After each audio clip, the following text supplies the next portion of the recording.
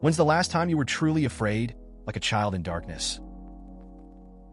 I was about 4 months pregnant. I woke up in the middle of the night covered from my crotch to my knees in bright red blood. I went to the bathroom and gushed blood and golf ball-sized clots into the toilet. I woke up my husband and told him that I had a miscarriage. It was 2 in the morning on a Friday night, so we went to the ER. We went on, not because they could do anything to save the pregnancy, but because I knew if I continued to hemorrhage like that I would need a transfusion. I'm also Rh negative, so any bleeding in pregnancy means I have to have a shot. I had an ultrasound at the hospital that showed I was still pregnant. I've never been so shocked or relieved. My daughter will be 3 this summer, and if I think about that night, I still tear up. For the curious, the bleeding episode happened one more time. My doctor figured out the second time that my cervix was bleeding. He applied silver nitrate to it, and it didn't happen again. Probably last year when me and this other dude got lost while we were hiking, and we were stuck on this really steep hill when it was getting dark, and we heard something down in the bushes we thought might be a cougar. Not comparable to the 6-inch needle slash incurable disease thing though. God, that must have been scary. I watched The Conjuring and Insidious, alone, in the attic of a large, empty house. At night, of course, and to really top it off during a thunderstorm. Not proud. I peed in a bottle that night, because the thought of walking down a dark, creaky hallway to reach the bathroom was utterly insupportable. Scene: 6 feet 5 inches man sitting in a rocking chair watching Twilight Zone's Nightmare at 20,000 feet. Heavy thunderstorm outside. The part where the goblin is looking in the airplane's window is on, and I casually look out my sliding glass door to the left just in time for some nearby lightning to provide a silhouette of a man scurrying across the roof of the neighboring condo. I freaked out and fell out of my chair. It was our maintenance guy pulling a branch out of the roof so he could cover the hole from the rain. My 3-month-old daughter had croup. She woke up in the middle of the night, barely able to breathe. She was turning blue and had a terrified look in her eyes. We rushed her to the ER where she got a steroid shot and breathing treatment. The doctor there said her airway was as small as one of those little coffee straws. Yes, for me it was the time my toddler started choking in a restaurant. I had no idea what to do, so I just started pounding on her back as hard as I could. Turns out that's approximately what you're supposed to do. After what felt like an eternity, a little food came out and she started crying. I was still terrified and just kept pounding her back while my family watched in horror, until a gentleman at the next table grabbed my arm and said, "She's crying, so she's breathing. You can stop now." I was registered for an infant CPR class the next day. My most terrifying time of my life would have to be March 29th, 2015, when my mom phoned me to tell me my dad had been in an accident. He was in the hospital, but they would be flying him to a bigger one. They lived 10 hours away, so I hopped in my car and started driving. She called me about an hour later to let me know he was gone. That was the longest hour of my life. I was playing hockey, started to feel palpitations. Then my chest began churning. I clenched my chest and leaned forward, breathing, but panicking.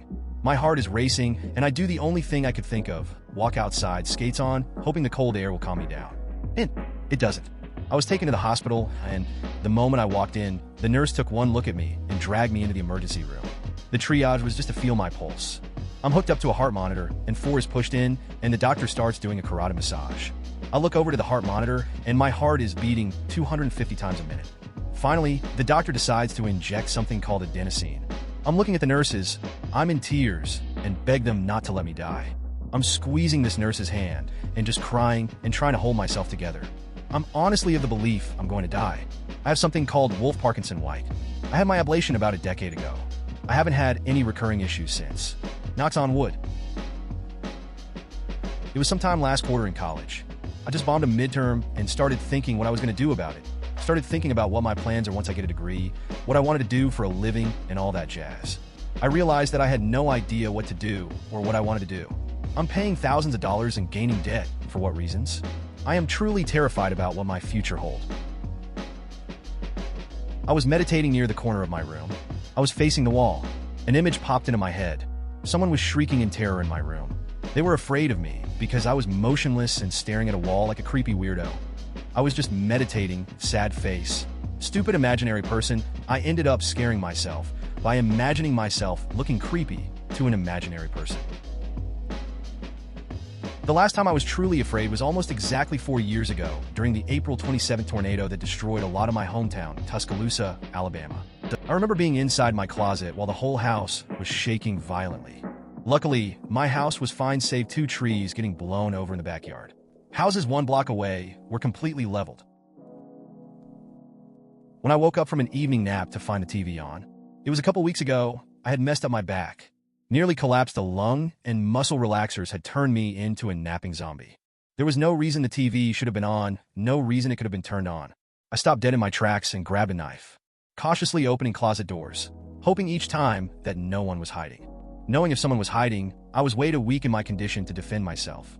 Hell, I'm 5 feet 3 inches and 106 pounds. I didn't even stand a chance before the injury. I walked the entire apartment before I felt safe that no one was in my place. I had a bad habit of leaving the back door unlocked while I was home for my friends that would drop by unannounced. No longer have that habit. I was holding a spider. I felt fine. It was harmless. I knew where it was. Then I looked away. The spider disappeared.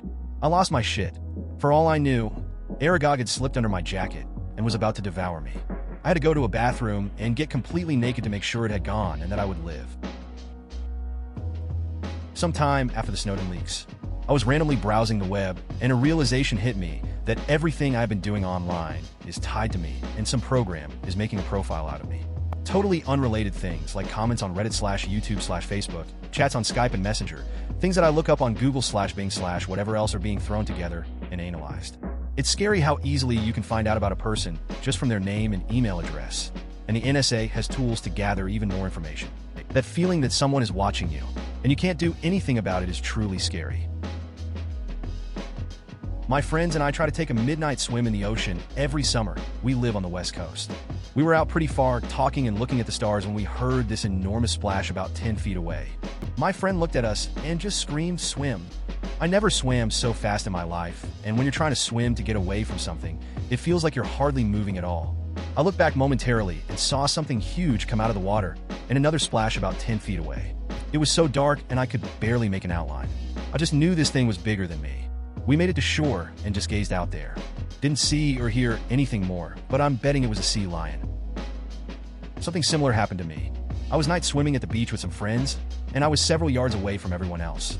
I suddenly felt something very large and very alive smack against my leg. Needless to say, I swam faster than I've ever swam to the shore, and my friends followed me. The next day, there was a sighting of an abnormally large mako shark right near where we were. Lost my daughter for half an hour. Longest half hour of my life. She was about 2 and had just started sleeping in a big kid bed. I came home from a night shift at about 6 a.m. Wanted to check on her, and she wasn't in there. No big deal. She probably climbed in bed with Dad. Wasn't there. I wake up my husband, and we then looked everywhere. Could not find her. Called 911 in hysterics. My husband is out in the freezing cold crying and calling her name. The horrible thoughts that go through your head are terrifying. Finally found her underneath some comforters in her closet, dead asleep. I couldn't function for the rest of the day. So emotionally exhausting. A couple of weeks ago, I wasn't sleeping very well. I would try to fall asleep, but just couldn't. I'm lying on my side, when suddenly I feel a hand on my shoulder. A low, grisly voice of a man says in my ear, piratically close enough to feel his breath, "It's just us now. We'll be together forever." Sleep paralysis. Woke up with my heart pounding and my eyes darting around the room. Some nights when I can't sleep, it scares me to think that even though it was all in my head, he could come back. About a year ago, I was camping with my girlfriend in Colorado. We're settling down for the night in our tent when we suddenly hear howling. There must have been like 15 or so coyotes/wolves/hungry canine beasts, and they were close. I swear I heard them shuffling around outside the tent. I had my steel-toe boots on and my knife in hand, ready to fuck up some coyotes if they chose to get too close. Didn't sleep much that night. Don't think I've ever been so scared or ready to fight for my life. When my 3-year-old broke away from my grip in a parking lot and headed between the cars into the lane, and I could see a car going way too fast for a parking lot. I managed to reach her collar and yank her back just as the car whizzed by, none the wiser. If my finger was shorter or she ran just a moment sooner, I'm sure she would have been hit. When I slipped, not tripped, and fell off the edge in Big Sur. Everything was pitch black, and all I heard was my BF yell, "Oh my God!" I tumbled. Down, didn't feel pain, but was extremely terrified at what the outcome would be. Luckily, there was a tree that caught my fall. Luckily, my fall was only 20 feet down, and not hundreds. When the rescue team got to me, they kept telling me how I was lucky there were no broken bones, no fractures or sprains. Only minor scrapes. I was just thankful to be alive. Ugh, I felt so childish. Really quick, I don't mind going to the dentist for a cleaning, but getting numbed or a tooth pulled honestly makes me shake and cry like a little child.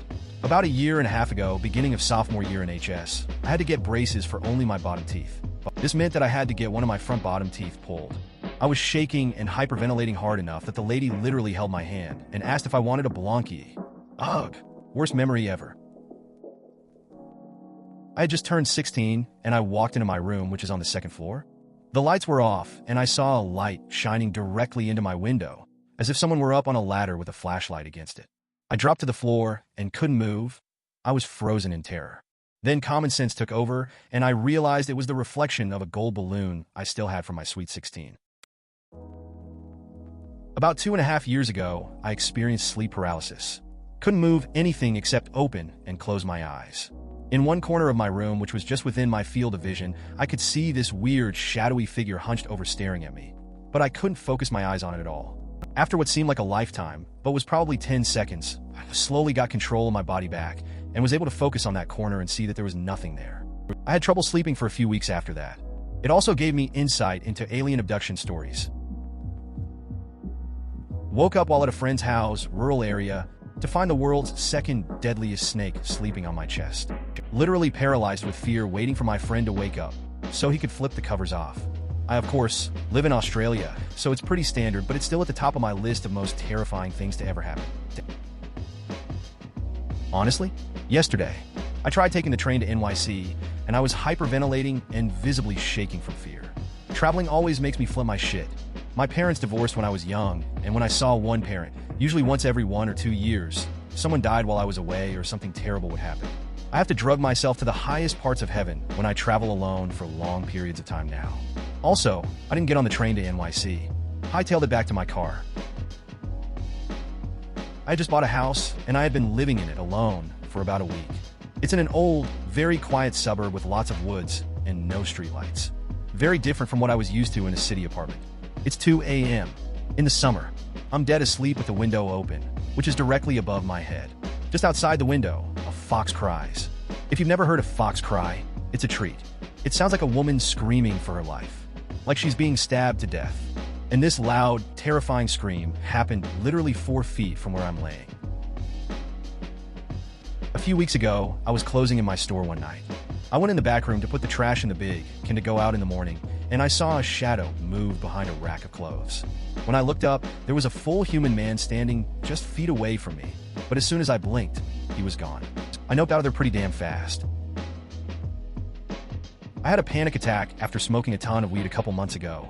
Felt like I was about to die, couldn't breathe, couldn't talk. A friend had to literally grab my hand and try to calm me down. I'm 19 years old. Horrible experience, had a hard time having a good time while high for the next couple of weeks. Now I'm able to enjoy it again. I had been visiting a relative who lived in the country. As I went out to the car, it was pitch black and I had my infant in my arms. I heard a large animal running toward me. Bear? Mountain lion? Wolf? I had enough time to get the car door open, get the baby in, and shut the door. The dog had gotten off its chain. I've never been so happy to get tackled by a dog. Had this happen today. Seems like something insignificant, but parents will understand. I was using the bathroom, and my 2-year-old comes up to me to show me a pill she found. I was still mid-pee, and I couldn't reach her. I had to hurry before she put the pill in her mouth. Luckily, I was asked to grab it and throw it in the toilet. I have no idea where she got it. Scared the hell out of me. When a man came into my work asking if I was there, he has apparently come in before asking weird questions about me. I've seen him around where I live, but never thought anything of it. He recently started showing up at my gym in the morning and also at the coffee place I stop by around lunchtime. I've seen this guy staring at me before, but just thought it was him being socially awkward. It's uncomfortable that he knows my name and where I work, but I know nothing about him. A little late for this, but here's the story. I was about 15 years old, just casually playing Xbox with a few friends in the middle of the day. All of a sudden, I hear this horrifying scream come from my mother. I quickly ran out there to her sitting on the floor with a phone in her hand, crying and screaming. Beep Beep is dead, my father. Turns out it was my uncle, who shares the same name with my dad. He lives across the country, so I've only seen him a few times. I believe my dad was dead for a solid 10 minutes and never took the time with him for granted ever again. Also sitting with him now. TLDR, thought dad was dead. flying to India a few years ago. It was storming around Delhi, so the plane was circling the city waiting for an opportunity to land. The plane had one of those GPS maps that track the plane's movement. It circled several times when the plane was struck by lightning. It began what felt like a free fall straight out of the sky.